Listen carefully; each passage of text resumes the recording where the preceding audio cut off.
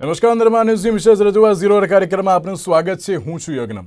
મિત્રો, આજે ઝીરો અવર કાર્યક્રમમાં વાત કરવાની છે જે રીતે વિશ્વ કૌશલ્ય દિવસની વાત કરવામાં આવતી હોય છે અને તેની સાથે જે રીતે વિશ્વ કૌશલ્ય વિકાસની પણ જે વડાપ્રધાન નરેન્દ્ર મોદીએ 5 વર્ષ પહેલાં વાત કરી હતી અને આજે જ્યારે તેને 5 વર્ષ પૂર્ણ થઈ રહ્યા છે ત્યારે વડાપ્રધાન નરેન્દ્ર મોદીએ વિડીયો કોન્ફરન્સથી જે એક રજૂઆતો કરી હતી અને તેની સાથે ઘણી બધી વાતોની સાથે એક વસ્તુ એવી પણ જાણવા મળી હતી કે જ્યારે વિશ્વ કૌશલ્યની વાત આવે છે તો તેમણે એમ જ કહ્યું હતું કે દરેક નાના મોટા જે દરેક વ્યક્તિ છે તેમની પાસે કોઈક ને કોઈક તો નવી સ્કિલ છે અને તેની સાથે જ્યારે દરેક લોકોની વાત કરવામાં આવે તો દરેક લોકોએ જે પોતાની સ્કિલને વિકસાવવી જોઈએ અને તેના કારણે જે રીતે આર્થિક જે તેમને ઘણો બધો લાભ પણ મળતો હોય છે. તો બીજી બાજુ કહી શકાય કે જે રીતે સ્કિલ એ યુવાનોની સૌથી મોટી શક્તિ છે તેવું વડાપ્રધાન નરેન્દ્ર મોદીએ પોતાના નિવેદનમાં જણાવ્યું હતું. કહી શકાય કે એક બાજુ સ્કિલ ઇન્ડિયાને લઈને ઘણા બધા પ્રયત્નો કરવામાં આવ્યા હતા, પરંતુ અત્યારે હાલની જો પરિસ્થિતિની વાત કરવામાં આવે તો રોજગારીને લઈને અત્યારે સવાલો ઊભા થઈ રહ્યા છે કે અત્યારે યુવાનોને રોજગારી મળતી કેમ નથી. એક બાજુ કૌશલ્ય ભારતની તો વાત થતી હોય છે અને તેની સાથે તેને 5 વર્ષ તો પૂર્ણ થઈ ગયા, પરંતુ જ્યારે સ્કિલ ડેવલપમેન્ટની વાત આવે છે ત્યારે સ્કિલ ડેવલપમેન્ટ તો થતું હોય છે, પરંતુ તે કયા પ્રમાણમાં થયું છે તે બહુ સૌથી મોટો સવાલ છે અને તેની સાથે આ મુદ્દા પર ચર્ચા વિચારણા કરીશું. સૌથી પહેલાં જોઈ લઈએ એક વિશેષ અહેવાલ.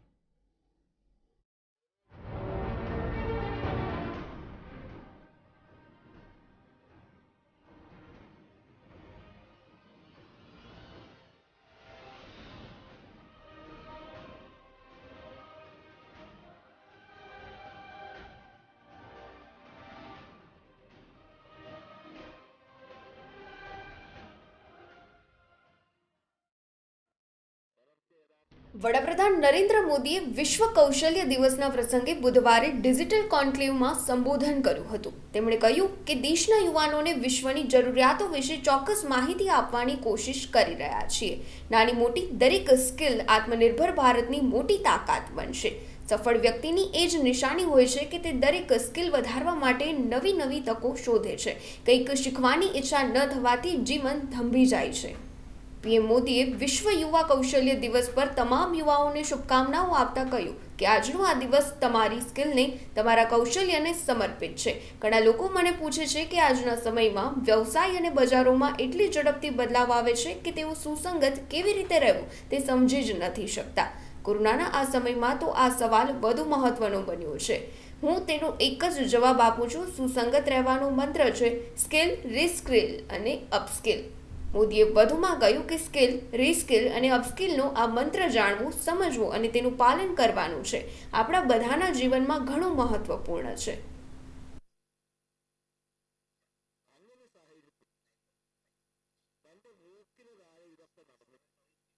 એ રીતે એક બાજુ કહી શકાય કે વિશ્વ જે કૌશલ્યની વાત કરવામાં આવતી હોય છે અને તેમાં પણ ભારતે કૌશલ્ય વિકાસને લઈને ઘણી બધી વાતો થતી હોય છે અને તેમાં પણ વડાપ્રધાન નરેન્દ્ર મોદીએ જે રીતે એક મંત્ર પણ આપ્યો હતો, સ્કિલ, રીસ્કિલ અને અપસ્કિલ. એટલે કે જ્યારે કોઈ પણ વ્યક્તિમાં જે સ્કિલ હોય છે તો તેને અત્યારે હાલ વધારવા માટેના દરેક પ્રયત્નો કરવા જોઈએ અને તેમને તેમની સાથે જ અત્યારે હાલ આગળ વધવું જોઈએ. ત્યારે આ મુદ્દા ઉપર કહી શકાય કે જે રીતે અત્યારે હાલ સ્કિલને લઈને અને ઇનોવેશનને લઈને આપણે ઘણી બધી વાતો કરતા હોઈએ છીએ, ત્યારે આ મુદ્દા ઉપર ચર્ચા વિચારણા કરવા માટે અમારી સાથે જોડી ગયા છે સુનિલ શાહ, જેઓ ગુજરાત ઇનોવેશન સોસાયટીના ચેરમેન છે અને આઈઆઈએમના પૂર્વ વિદ્યાર્થી પણ છે. તેમની સાથે હિમાંશુ ભાયાણી, જેઓ આર્થિક વિશ્લેષક છે. જે આ બંનેનું સ્વાગત છે.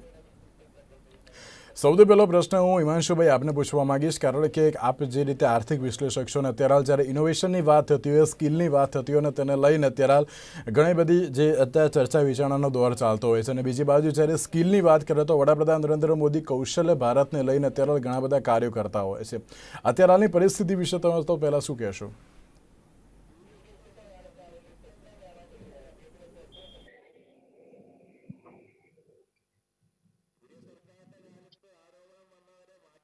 પરિસ્થિતિ છે, કૌશલ્ય ભારતની વાત કરવામાં આવતી હોય છે અને તેમાં પણ જે રીતે સ્કિલ ડેવલપમેન્ટને લઈને ઘણી બધી ચર્ચા વિચારણા કરવામાં આવતી હોય છે. હિમાંશુભાઈ, અત્યારે હાલની પરિસ્થિતિ વિશે તમે શું કહેશો? જી ડેફિનેટલી જે રીતના પ્રધાનમંત્રીએ આખી જે વોકેશનલ ડેવલપમેન્ટની જે આખી વાત કરી છે, સ્કિલ બેઝ, એ કોઈ નવી વાત નથી. જ્યારે ચીફ મિનિસ્ટર હતા ત્યારે પણ એમને ગુજરાતમાં આના ઉપર બહુ મોટો જોક આપ્યો હતો ને વારંવાર એના વાઇબ્રન્ટ ગુજરાતના સ્પીચીસમાં એમાં ઘણી વખત એનો ઉલ્લેખ કરેલો છે કે એ સમયની જે યુપીએ સરકાર હતી એને કંઈક 500 વોકેશન્સ કે 500 સ્કિલ્સ આઈડેન્ટિફાઈ કર્યા હતા. ત્યારે નરેન્દ્રભાઈ એવું કીધું હતું કે મેં મારા અધિકારીઓને સૂચના આપેલી છે કે માણસ જન્મ લે ત્યારથી લઈ અને માણસ મૃત્યુ પામે એમાં કઈ કઈ વસ્તુઓની જરૂરિયાત છે અને એમાં કયા કયા પ્રકારના વોકેશનને લિંક કરી શકાય એમ છે. અને કંઈક ઓછામાં ઓછું ગુજરાત ગવર્મેન્ટે એ સમયની જે વાત હતી નરેન્દ્રભાઈની સ્પીચમાંથી હું આ રિકોલ કરું છું, ચીફ મિનિસ્ટર તરીકે જયારે એમને સ્પીચ આપેલી હતી ત્યારે, કે 5,000 સ્કિલ્સ એને સેન્ટ્રલ ગવર્મેન્ટને આઈડેન્ટિફાઈ કરીને મોકલા હતા અને 5,000 વોકેશન્સ જે તમારે ઇન્વોલ્વ કરવા જોઈએ, કારણ કે ચાઇના એ સમયમાં બહુ એગ્રેસિવલી આવા સ્કિલ્સ ડેવલપમેન્ટના પ્રોગ્રામ કરી રહ્યું હતું. અને સીઆઈઆઈ ની સાથે એ સમયે ગુજરાત સરકારે એક આગવી પહેલ કરી હતી ને કૌશલ્ય વર્ધન કેન્દ્રો આવી રીતના એક આખી શરૂઆત કરેલી હતી. અને જે મોટા ભાગના આપણા જે આઈટીઆઈઝ છે, આઈટીઆઈઝમાં તમે જોયું હશે કે ઓટોમોબાઈલ સેક્ટર જે રીતના આવ્યું ત્યારે મારુતિ સુઝુકી ના આ બધા લોકો સાથે વોકેશનલ બેઝ આખું તમે કેવી રીતના સ્કિલ ડેવલપમેન્ટ ઉપર ફોકસ કરી શકો અથવા વોકેશનલ કેવી રીતના આખું ટ્રેનિંગ આપીને લોકોને એમ્પ્લોયેબલ કરી શકો નોકરીમાં, એ તરફની દિશામાં ઘણું સારું કામ થયું છે. હાલની જે પરિસ્થિતિ છે એ એવી પરિસ્થિતિ છે કે આ ટાઈમ એવો છે, કોરોનાનો જે સમય છે એ એવો સમય છે કે તમારી ડિમાન્ડ નથી માર્કેટમાં.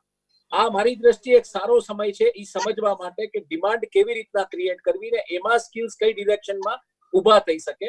કારણ કે ટ્રેડિશનલ મોડલ્સ ઓફ બિઝનેસ છે અત્યારે ખતમ થઈ રહ્યા છે. માની લો કે તમે કેટરિંગ છે કે જેને કહી શકાય કુકિંગ છે કે આવી વસ્તુને ધ્યાનમાં લઈને તમે કોઈને હોસ્પિટાલિઝમ કે હોસ્પિટાલિટી કે ટુરિઝમ સંદર્ભે તૈયાર કરી રહ્યા હો, તો ટુરિઝમ સેક્ટર બીજા 2-5 વર્ષની અંદર કેવી રીતના ઊભું થશે એ હજી કોઈને ખબર નથી. ટુરિઝમ ક્ષેત્રે જે કંપનીઓ 14 વર્ષ 15 વર્ષે જે ઊભી થઈ છે, એરબીએનબી જેવી કંપનીઓ 4 થી 6 વીકની અંદર ધ્વસ્ત થઈ ગઈ છે. પણ I think this is the best time to understand કે હવે કઈ દિશામાં સ્કિલ્સને લઈ જવી જોઈએ. સૌથી મોટી ચેલેન્જ અત્યારે હું જોઈ રહ્યો છું સમગ્ર વિશ્વમાં જે ઈ છે કે ઓટોમેશન, મોટા ભાગના એરિયાઝમાં ઓટોમેશન આવી રહ્યું છે. એટલે લોકો કયા તરફના સ્કિલ તરફ જશે એમ કે જેમાં એક એક્સપિરિયન્સ હશે જે ઓટોમાઇઝ ન થઈ શકે. માની લો કે કુકિંગ છે, કે પેસ્ટ્રીઝ બનાવી કે કેક્સ બનાવી કે કપકેક્સ બનાવી કે આપણી ભારતીય મીઠાઈઓ બનાવી, તો આ દિશામાં લોકો વળી શકે એમ છે. યોગા છે, પછી ટુરિઝમના ગાઈડ તરીકે કામ કરી શકે એમ કે these are real time experience જે તમે ટેકનોલોજીથી રિપ્લેસ નહીં કરી શકો. એટલે રોટી કપડા મકાન અને હવે ઇન્ટરનેટ, એને જે આખું જે આ જે ઇકોસિસ્ટમ છે એને ધ્યાનમાં લઈને તમે સ્કિલ ડેવલપ કેવી રીતના કરી શકો છો. એટલે મારી દ્રષ્ટિએ આ એક એવો સમય છે જેમાં જેમ નરેન્દ્રભાઈ કીધું હતું કે જે તે સમયે કેન્દ્ર સરકારે 500 સ્કિલ્સ આઈડેન્ટિફાઈ કર્યા હતા, ત્યારે ગુજરાત સરકારે 5,000 સ્કિલ્સ આઈડેન્ટિફાઈ કર્યા હતા. અત્યારે હવે સમય છે તમારે સમજવાની કે હવે નવા કયા પ્રકારના સ્કિલ્સને તમે ઇન્કોર્પોરેટ કરી શકો અને નવી એક આખી ટાસ્ક ફોર્સ કે નવે આખા જે લોકો છે, કારણ કે એજ્યુકેશન સેક્ટર એડટેક અને ફિનટેક એવા થઈ રહ્યા છે અત્યારે કે એમાં તમારે સ્કિલ્ડ ક્લાસની જરૂર પડશે આગામી દિવસોમાં. એટલે તમારે આ બધી ઇકોસિસ્ટમને ધ્યાનમાં લઈને જે પ્રકારે રોકાણો આવી રહ્યા છે, આપણે ફ્રીક્વન્ટલી જોઈએ છીએ રિલાયન્સ જીઓમાં જે રીતના રોકાણો આવી રહ્યા છે, જે રીતના જીઓ માર્ટનું આખું મોડલ આખું ઊભું થઈ રહ્યું છે એમેઝોનની સામે ટક્કર લેવા, તો આ બધી દિશામાં કયા પ્રકારની સ્કિલ્સ કામ આવશે લોકોને. અત્યારે સૌથી મોટી એમ્પ્લોયેબલ એરિયા જે હું હિન્દુસ્તાનમાં જોઈ રહ્યો છું, જે કોરોના પહેલા હતી કે જે અત્યારે ધીરે ધીરે છે, એ છે ડિલિવરી મોડલ્સ જે આખા છે, જે ઈ કોમર્સને કારણે આજે ડિલિવરી કંપનીઝ ભારતના દરેક ખૂણામાં પહોંચી ગઈ છે અને ડિલિવરી કરવા વાળા લોકો મહિને ઓછામાં ઓછા 8 થી 10,000 રૂપિયા કમાઈ લે છે. ચાહે ઝોમેટોની ડિલિવરીઝ હોય, સ્વિગીની ડિલિવરીઝ હોય કે પછી આ જે ઈ કોમર્સની ડિલિવરીઝ હોય. એટલે આ દિશામાં કેવી રીતના આખું આ જે ઇકોસિસ્ટમને એમ્બાઇબ કરી અને તમે લોકોને એમ્પ્લોયેબલ કે સ્કિલેબલ બનાવી શકો છો, એ તરફ આઈ થિંક ભારત સરકારે વધારે ફોકસ કરવું પડશે. સુનિલભાઈ, જે રીતે કહી શકાય કે તમે જે રીતે ગુજરાત ઇનોવેશન સોસાયટીના ચેરમેન છો અને અત્યારે જ્યારે કૌશલ્ય ભારતની વાત હતી હોય અને ત્યારે જ્યારે સ્કિલને અત્યારે દરેક લોકો વાત કરતા હોય છે, તો ઇનોવેશન સોસાયટીને લઈને અત્યારે તમારો કઈ રીતનો અનુભવ છે અને તેની સાથે અત્યારે હાલની પરિસ્થિતિ વિશે તમે શું કહેશો? કારણ કે જે કૌશલ્ય ભારત જે યોજના હતી જે છેલ્લા 5 વર્ષથી ચાલી રહી છે, તેને જોઈને અત્યારે હાલની પરિસ્થિતિ વિશે તમે શું કહેશો? બે વસ્તુ મને એક તો ખાસ કરીને આપણું યુવા ધન છે એ, અને વેપાર ઉદ્યોગ, ખાસ કરીને નાના ઉદ્યોગ સાથે સંકળાયેલા લોકો, મધ્યમ ઉદ્યોગ સાથે સંકળાયેલા લોકો અને સ્કૂલના વિદ્યાર્થીઓ. આ એક એવો સમય છે કે જેણે બહુ બધા ભ્રમ ભાગી કાઢ્યા છે. ખાસ કરીને જોઈએ તો એક પણ સમાજનો વ્યક્તિ, શહેરનો વ્યક્તિ હોય, ગામનો વ્યક્તિ હોય, ખૂબ મોટો ભણેલો હોય, ખૂબ અભણ હોય, અથવા તો કોઈ પણ માણસ હોય, તો મોટા ભાગના લોકોના ભ્રમ એ ભાગી કાઢ્યા છે કે ભાઈ હું આ એક જ કામ કરી શકું, બીજું ના કરી શકું. મને યાદ છે ગોદરેજની કંપની વાળાએ એક સરસ મજાનો વિડીયો પ્રમોટ કર્યો હતો અને એમના વાઇસ પ્રેસિડેન્ટ અને પ્રેસિડેન્ટથી ઉપરના બધા જ લોકો, એમાં કોક વાસણ ધોતા હતા, કોક કપડાં ધોતા હતા, કોક કચરો સાફ કરતા હતા, કોક આ કરતા હતા. આ કામ એટલે એનો અર્થ એવો થયો કે હવે પછીનો જે સમય છે તમે તમારી કઈ વસ્તુની અંદર નિપુણ છો અને કેટલી બધી વસ્તુઓને તમે કરી શકો છો એનો આ સમય આવી ગયો છે. એટલે કે આપણે જ્યારે એન્જિનિયર છીએ તો મારા ભ્રમ કાઢી નાખો છે કે હું એન્જિનિયર છું એટલે એક જ પ્રકારનું ચોક્કસ કામ કરું. મારે કોક બીજા જ પ્રકારની વસ્તુઓમાં નિપુણતા લાવવી જ પડશે. જેમ ભાઈએ કીધું એમ કે સ્વિગીમાં કામ કરતો કે ઝોમેટોમાં કામ કરતો છોકરો 10-12-15 હજાર રૂપિયા કમાતો થઈ ગયો છે અને 4 વર્ષ અઢળક પૈસા ખર્ચીને મા બાપે જેને ભણાયા હોય એન્જિનિયર એને પણ આટલા પૈસા આપવા કોઈ તૈયાર નથી. તો આ સ્કિલ સેટનો સવાલ અહીંયા આવીને ઉભો રહે છે. એટલે હું એવું માનું છું કે એક ખૂબ મોટો જો કોઈ ફાયદો થયો હોય, યુવા વિદ્યાર્થીઓ જેને આપણે કદાચ એવું ટોક કરતા હતા કે ભાઈ તું આ ફોન બાજુએ મૂક, આપ જો કદાચ સર્વે કરો ને તો 80-90% વિદ્યાર્થીઓએ પોતાની રીતે સમય કાઢી શોધી આ મોબાઈલ રમતા રમતા 1, 2, 3, 4 કોર્સ કરી નાખ્યા હશે. અને ફેસબુકમાં જોશો તો કોલેજના 3જા વર્ષના 4થા વર્ષના છોકરાઓએ આવા 2-3 કામ કરી નાખ્યા છે. સજાગતા થવાનો એક બહુ જ સરસ સુંદર આપણને સમય મળ્યો છે. નિપુણતા જેમાં છે એના કરતા વિશેષ 2 વસ્તુ એટલે કે સ્કિલ અને મલ્ટીટાસ્કિંગ, આ દરેકને માટે હવે પછીનો સમય છે. કોઈએ એવા ભ્રમમાં ના રહેવું કે આ કામ હું કરતો તો આ કામ હું કરીશ, કાલે કદાચ આ કામ ધ્વસ્ત થઈ જશે તો બીજું શું કરી શકીશ, એના માટે મારી શું તૈયારી છે અને હું કયા પ્રકારના સ્કિલ સેટ મારી સાથે તૈયાર રાખવું. 2 વસ્તુ મને ખાસ કહેવાનું ઉદાહરણ થાય છે. એક હું મારા સમયની કદાચ વાત કરું, સ્કૂલના સમયની, તો અમારી સ્કૂલના સમયમાં એવા પ્રકારની રમતો હતી જે ફિલ્ડ ઉપર હતી અને એ કોકની કોક જગ્યાએ એકાદ 2 સ્કિલ ડેવલપ કરતી હતી. પછી એ ક્રિકેટ રમવાનું હોય, વોલીબોલ રમવાનું હોય, કબડ્ડી રમવાનું હોય, અથવા તો કેન્ડી દડો રમવાનું હોય, ચોર પોલીસ રમવાનું હોય, પૈડું રમવાનું હોય, આ દરેકની અંદર એક સ્કિલ હતી. કોકમાં કોન્સન્ટ્રેશન હતી, કોકમાં ટીમ ભાવના હતી, કોકમાં બીજું કંઈક હતું. તો આ એક અત્યારની જે જનરેશન છે એ આનાથી થોડી હટેલી છે. 2 કારણથી હટી ગઈ છે. એક તો ડિજિટલ યુગ આવ્યો એટલે ફિલ્ડ પર જવાનું જતું રહ્યું છે આપણું, અને એના લીધેના જે અમુક બેઝિક સ્કિલ સેટ જોઈએ, વર્સેટાલિટી જેને આપણે કહીએ છીએ, ઘણીવાર આપણે કહીએ ભણ્યો પણ ગણ્યો નહીં, તો આ જે ગણવાનું કામ છે ને એ બહુ બધી જગ્યાએ આપણે મિસિંગ થઈ ગયું છે.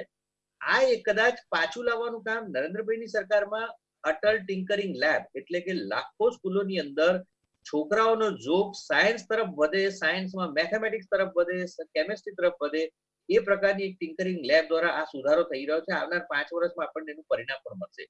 યુવાઓની વાત કરીએ તો ખાસ કરીને કોલેજના વિદ્યાર્થીઓ, જે લોકો માટે છેલ્લા 7-8 વર્ષથી સ્ટાર્ટઅપ અને સ્કિલ ઇન્ડિયા અને સ્ટેન્ડઅપ ઇન્ડિયા આ જે થઈ રહી છે એના અંતર્ગત ખાસ કરીને અટલ ઇનોવેશન મિશનની અંદર જે કામ થઈ રહ્યું છે, હું માનું છું 10 વર્ષ પહેલા કદાચ આપણે ગુજરાતનો ઇતિહાસ જોઈએ તો એક ઇન્ક્યુબેશન સેન્ટર અને ક્યાં છે એ કોઈને ખબર પણ ના હોય.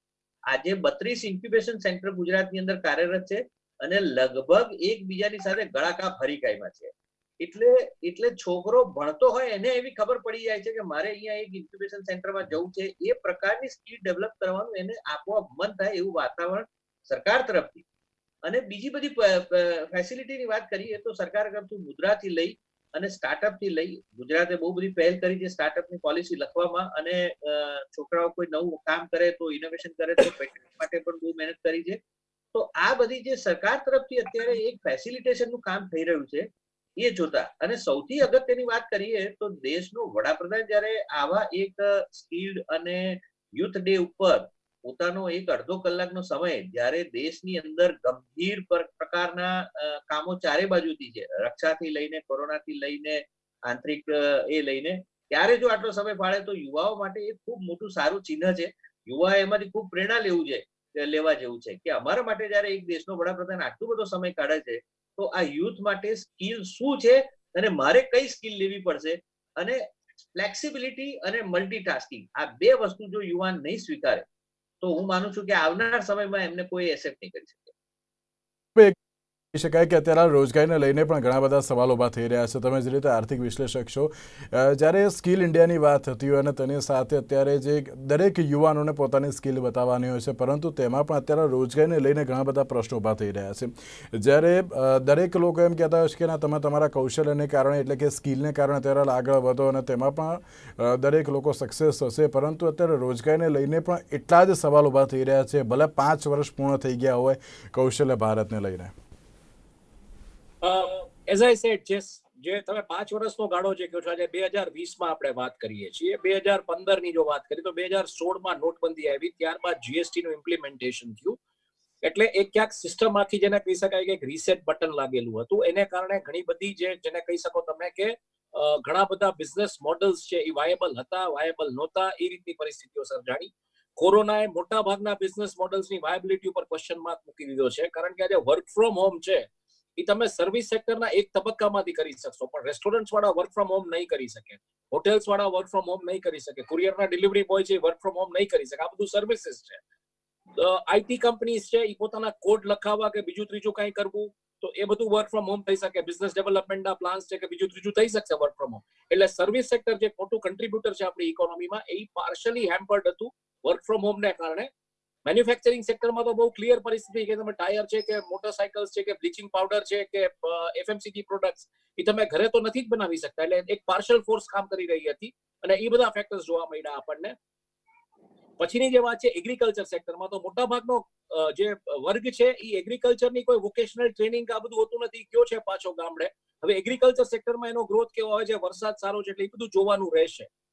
પ્રોબ્લેમ એ થયો છે આ કોરોનાને કારણે કે મોટા ભાગના બિઝનેસ મોડલ્સ વાયેબલ નથી રહ્યા. એક આખી માઇગ્રન્ટ લેબરની ફોર્સ છે એ પાછી ઘરે વહી ગઈ છે, એ કામ માટે અવેલેબલ નથી. આજે હું તમને એક બહુ ક્લિયર વસ્તુ કહું કે માની લો કે કેટરિંગ નું બિઝનેસ કોઈ કરતા હોય, લગનગાળામાં તો 50 થી વધારે તમે લોકો લઈ નથી શકતા. એટલે 400 માણસોનું જમણ જે કરતા હોય એમાં જે આખી ઇકોસિસ્ટમમાં લોકો ઇન્વોલ્વ હોય, ફૂડની ડિલિવરી કરવા વાળા કે ફૂડ આઇટમ્સની ડિલિવરી કરવા વાળા કે પછી પીરસવા વાળા કે પછી એનું મંડપ ડેકોરેશનનું કે બીજું ત્રીજું કે જે પણ કાંઈ હોય, એ આજે ટોટલી જોબલેસ છે. એટલે એવું નથી કે વોકેશન નથી, વોકેશન છે, પણ સિચ્યુએશન એવી છે કે એમાં અત્યારે કામ, જેને કહી શકાય કે એમની પાસે સ્કિલ છે, બધું છે, પણ કામ નથી. પરિસ્થિતિ આ કોરોનાને કારણે છે, બરાબર છે. એક વાત એ છે. હવે આ જે આખો 5 વર્ષનો ડેટા તમે જોઈએ તો જે નોટબંધીથી જે રીસેટ બટન લાગ્યું ને જે પણ કાંઈ થયું, જીએસટી ધીરે ધીરે ઇમ્પ્લિમેન્ટ થઈ અને આપણે જોયું કે 2018-19માં એવરેજ જીએસટી કલેક્શન છે 98,000 કરોડની આસપાસ વાર્ષિક રહ્યું હતું અને 2019-20માં ઈ કલેક્શન છે 1,01,000 કરોડની આસપાસ એવરેજ રહ્યું હતું. 12 મહિનાની તમે જે એવરેજ કાઢશો ને તો એટલે બહુ મોટો ફરક આમ તમે જુઓ જીએસટી ના ફિગર્સમાં નથી આવ્યો. ઇટ મીન્સ કે હજી આપણી પાસે ઘણો બધો સ્કોપ છે. આજે માની લો કે જીએસટી નું કલેક્શન છે 4 લાખ કરોડની આસપાસ એવરેજે પહોંચ્યું હોય અને તમે 1 લાખ કરોડે રમતા હો તો એ વસ્તુ સમજી શકાય કે બહુ મોટો ગેપ આવ્યો છે. પણ હું એમ માનું છું બહુ મોટો સ્કોપ છે. મોટા ભાગના બિઝનેસીસ હજી જીએસટી ની નેટમાં નથી આવ્યા. જે આ ફિગરમાં આટલો ફરક નથી આવ્યો એનું કારણ છે કે જે ટ્રેડિશનલ મેન્યુફેક્ચરિંગ જે લોકો કરતા હતા અને જેને એક સિસ્ટમ ઇમ્પ્લિમેન્ટ કરવાની હતી, એમએસએમઈ છે કે એસએમઈ છે કે મોટા કારખાનાઓ છે, એ બધા કરી ગયા અને એ ફિગર તમને અત્યારે જોવા મળે છે.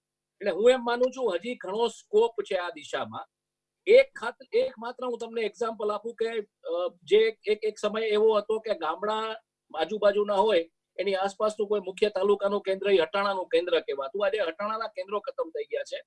એગ્રીકલ્ચર ઇકોનોમી જે રીતના અત્યારે વરસાદ સારો પડ્યો છે ને જો પાછું બ્લૂમ અપ થશે તો હું એમ માનું છું હવેનો ગવર્મેન્ટનો ફોકસ જો એ દિશામાં હોય તો તમે ખાલી એક કલ્પના કરો કે આઈસ્ક્રીમના કન્ઝમ્પશનમાં ભારતનું પર કેપિટા કન્ઝમ્પશન છે એ સૌથી લોએસ્ટ છે. આમ તમે જોવા જાવ તો વર્લ્ડમાં પાકિસ્તાનથી ઓછું છે, ચાઇનાથી તો ઓછું છે, યુએસ થી પણ ઓછું છે. હવે તમે દૂધાળા ઢોરની સંખ્યા જુઓ અને ઈ તમે હટાણાના કોઈ કેન્દ્રમાં એક ચિલિંગ પ્લાન્ટ છે કે ડેરી છે કે આવું બધું લઈને ડેરી પ્રોડક્ટ્સને વેલ્યુ એડિશન કરીને કરો તો તમે ઇમેજિન કરો કે કેટલા લોકોને તમે રોજગારી આપી શકો છો આજુબાજુના 200 ગામડાઓમાં અને કેવી રીતની એક આખી ઇકોસિસ્ટમ ઊભી કરી શકો છો. તમે ડેરી પ્રોડક્ટ્સ એક્સપોર્ટ પણ કરી શકો છો. એટલે હવે આ દિશામાં ગવર્મેન્ટે વિચારવાનું રહેશે. રૂરલ ઇકોનોમીને ધ્યાનમાં રહીને કઈ રીતનું આખું જેને કહી શકાય વોકેશનલ ટ્રેનિંગ્સ ડેવલપ કરી શકાય છે. અને સૌથી મોટી વાત તમે જે કહી કે ભાઈ એજ્યુકેશન છે, સ્કિલ છે, પણ જોબ્સ નથી, તો આનું મોટામાં મોટું ડિસ્ટ્રપ્શન છે એ ટેકનોલોજી છે. IIM ના એકાદા કન્વોકેશન સેરેમનીમાં અરુંધતી ભટ્ટાચાર્ય જે SBI ના જે તે સમયે ચેરમેન હતા એમણે કીધું હતું IIM ના વિદ્યાર્થીઓને કે તમે અહીંથી પાસ થઈને જાઓ છો એટલે એમ નહીં સમજતા કે તમારી નોકરી થઈ ગઈ ને તમે આખી જિંદગી આ કરશો. ટેકનોલોજી મોટામાં મોટું ડિસ્ટર્બ કરશે.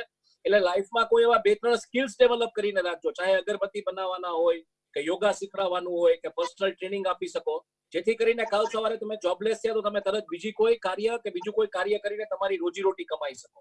આ શબ્દો હતા SBI ના એક્સ ચેરમેનના. એટલે તમે વિચારી શકો કે કઈ પ્રકારની પરિસ્થિતિ છે.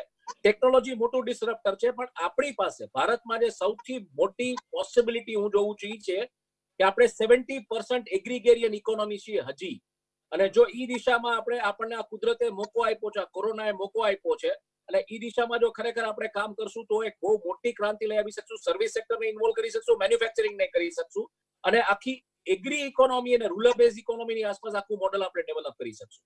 સાથે સાથે મારે સુનિલભાઈને પણ વાત કરવી છે કે બહુ મોટી એક જે લેક છે અત્યારની આ જે સિસ્ટમ છે, તમે ઇનોવેશનના બધામાં કામ કરો છો એટલે મીડિયા મોડલ્સ અત્યારે મોટા ભાગના સ્ટાર્ટઅપ ઇન્ડિયા, ડિજિટલ ઇન્ડિયાના ભાગ રૂપે છે. કારણ કે મોટા ભાગના જે સીઝન જર્નલિસ્ટ છે, લોકો પોતાની વેબસાઇટ કે કઈ ચલાવે છે જેન્યુઇનલી.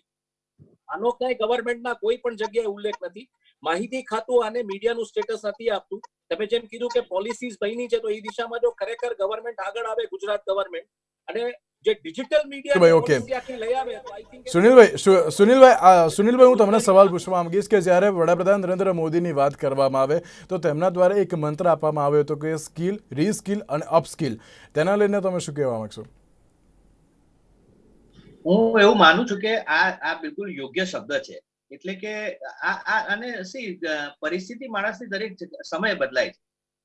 સામાન્ય રીતે શું થાય છે, આપણે 5 વર્ષના જયારે સ્કિલના ડેટાની વાત કરીએ ને, એનાથી બી અગત્યનું આ 3 મહિનાના સ્કિલના ડેટાની વાત તમે જો કરશો ને, તો એ 5 ને બીજા 15 વર્ષની બરાબરીનો થઈ ગયો છે. કારણ શું થયું કે સામાન્ય રીતે તમે ક્યારે બી કોઈ સામાજિક બદલાવ ના લઈ શકો, અને કોઈ પણ પ્રકારની ફેસિલિટી સરકાર તરફથી બનવાની હોય, તૈયારી હોય, પોલિસી હોય, પણ જો એ સામાજિક રીતે આપણે ઘણી વાર નથી કહેતા માઇન્ડસેટ, આ માઇન્ડસેટ બદલાવાનું કામ છેલ્લા 3 મહિનામાં સમગ્ર દુનિયામાં થયું, ભારતમાં વિશેષ થયું, યુવાનોમાં એનાથી પણ વિશેષ થયું. અને આપ લખી રાખો કદાચ કે આવનાર 2 વર્ષની અંદર જીડીપી ની અંદર કોઈ સમગ્ર રીતે સૌથી મોટો કોઈનો ફાળો હશે તો એ રૂરલ ઇકોનોમી અને એની આજુબાજુ જે વણાયેલા જેટલા પણ પ્રકારના બિઝનેસ છે, પછી લોજિસ્ટિક હોય, કોલ્ડ ચેન હોય, રોડ રસ્તા હોય, અથવા તો વેરહાઉસિંગ હોય, આ દરેક પ્રકારના, અને ફૂડ પ્રોસેસિંગ હોય, આ દરેક પ્રકારના બિઝનેસની અંદર આવનાર 2 વર્ષની અંદર હું એમ માનું છું કે બીજા કોઈ પણ વેપાર ઉદ્યોગ કરતા સૌથી વધારે જીડીપીમાં કોન્ટ્રીબ્યુશન આ લોકોનું હશે.